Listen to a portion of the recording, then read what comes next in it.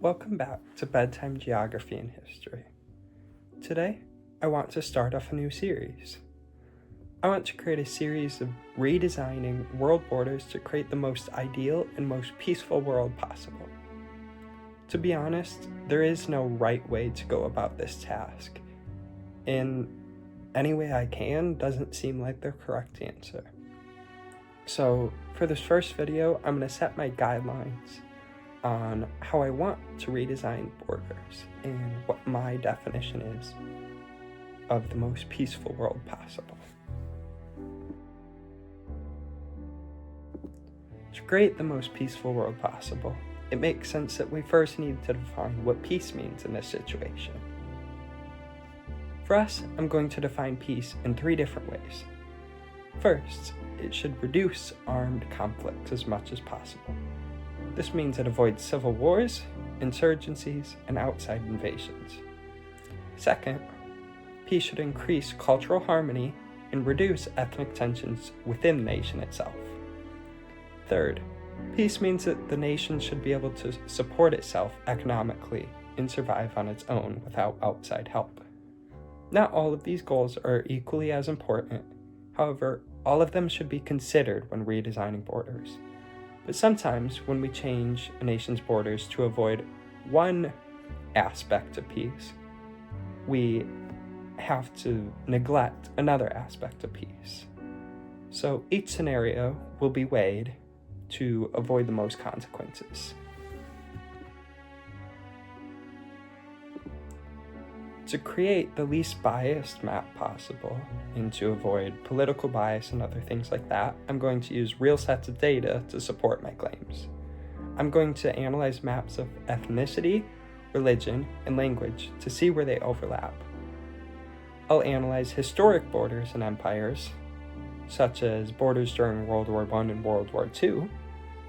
I'll consider current and past conflict zones and try to solve those issues, and I will also consider mountains and rivers for defensible borders. I'm going to be using the Masamon World Ethnic Map and Portoland's Language Family World Map. One last thing I want to consider has to do with geography, but it's more of a personal preference than anything. I want to try to give most nations a coastline. I believe it makes trade more reasonable and makes these nations more likely to survive without assistance. We're going to take a tiered approach for redesigning borders. First step is to get borders to match natural clusters of ethnicity.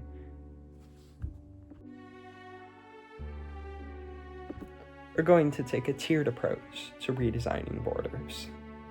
Our first step is to get borders to match natural clusters of both ethnicity and religion.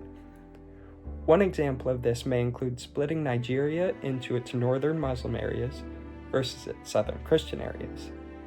Our second step is to see which nations and groups want independence and grant them freedom if that nation is able to survive on its own.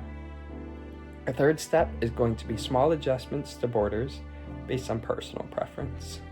This may include giving nations a coastline, like I mentioned earlier, just something that I prefer, removing exclaves like Kaliningrad from Russia, or adjusting borders to natural boundaries like mountains and rivers.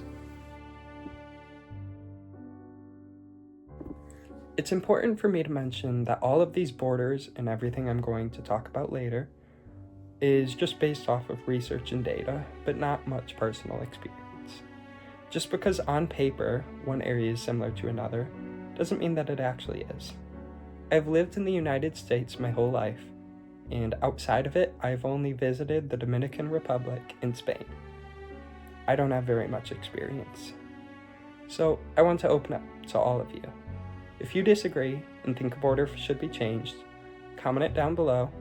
I'll take your input and add a final episode to this series, fixing borders the way you guys suggested. This is just supposed to be a fun thought experiment, but I'd like to be accurate no matter what. This episode is simply an introduction for the rest of the series. The rest of the episodes will each focus on a singular continent. However, I plan on splitting the Middle East from Asia, due to Asia being a large continent and the Middle East containing a lot of what I consider to be hot zones. After those videos, I will add one last video analyzing world borders and perhaps fixing some if you guys leave any viewer suggestions.